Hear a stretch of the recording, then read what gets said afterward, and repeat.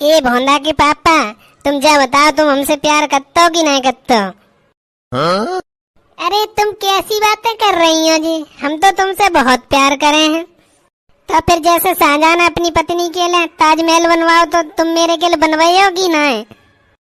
अरे ले कल ले बात है, हम तो मिस्त्री को एडवांस दे चुके हैं। अब जब तू ही ना मर रही तो हम क्या करें? तू जितनी जल्दी मर जाएगी उतनी जल्दी हम तो काम शुरू करवा दें, तो कल मर जा।